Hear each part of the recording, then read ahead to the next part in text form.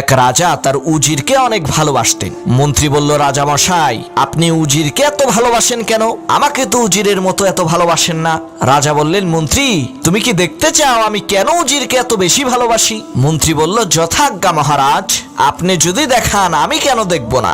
মন্ত্রীর এই কথা শুনে রাজা মশাই উজিরকে কাছে ডাকলেন এবং পকেট থেকে 6টি টাকা বের করে সমান ভাগে ভাগ করে উজিরের হাতে দিলেন 3 টাকা এবং মন্ত্রীর হাতে দিলেন 3 টাকা, আর বললেন, তোমরা দুইজনেই বাজার থেকে 1 টাকার এখন এবং 1 টাকার তখন আর 1 টাকার এখনো না তখনও না কিনে নিয়ে আসবে। রাজার এই কথা শুনে মন্ত্রী আকাশ থেকে পড়ল। সে বলল, সর্বনাশ, এই ধরনের আজগবি কথা তো আমি জীবনেও শুনি নাই, কিন্তু রাজার আদেশ পালন তো করতেই হবে, কি আর করার। মন্ত্রী বাজারে গেল এবং দোকানদারকে বলল, ভাই, আমাকে একটা এখন আর একটা তখন আর একটা এখনো না তখনও না দাও তো। মন্ত্রীর এই কথা শুনে দোকানদার বলল, মাননীয় মন্ত্রী মহোদয়, আপনার কি মাথা খারাপ হয়েছে? এই ধরনের আজে বাজে কথা বলছেন। এখন আর তখন কি দোকানে বিক্রি হয় নাকি? মন্ত্রী বলল, আমিও তো তাই জানি, দোকানে তো এখন আর তখন বিক্রি হয় না, তবে শুনেছিলাম বিপদে পড়লে নাকি বিড়ালও মান্দার গাছে ওঠে।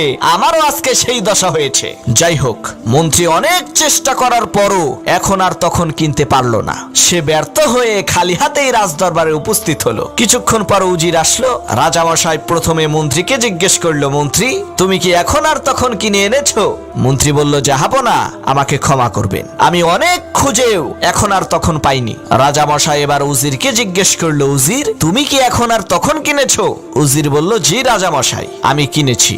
রাজা বললেন, কিভাবে কিনেছো একটু বলো তো। উজির বলল, রাজা মশাই, আমি বাজারে যেয়ে দেখি দোকানদার গরম গরম জিলাপি বানাচ্ছে, সেখান থেকে আমি 1 টাকা দিয়ে একটা জিলাপি কিনে খেয়েছি। এইটা হলো আমার এখন। কাল হাসরের ময়দানে এই 1 টাকা আমার কোনো কাজে আসবে না। তারপরে দেখলাম এক ভিক্ষুক ভিক্ষা করছে, আমি সেই ভিক্ষুককে 1 টাকা দান করলাম। সেই 1 টাকা হচ্ছে আমার তখন। কাল কিয়ামতের কঠিন মুসিবতের দিনে মা যখন তার সন্তানকে পরিচয় দেবে না, স্ত্রী যখন তার স্বামীকে চিনবে না, ওই ভিক্ষুককে দেয়া 1 টাকা তখন আমাকে সাহায্য করবে। এরপর বাজারের মধ্যে দেখতে পেলাম এক গায়ক গান গাচ্ছে, তার গান শুনে তাকে দিলাম 1 টাকা। সেইটা হলো আমার এখনো না তখনও না। এই 1 টাকা দুনিয়াতেও আমার কোনো উপকার করবে না, আর কাল কিয়ামতের দিনেও আমার কোনো কাজে আসবে না।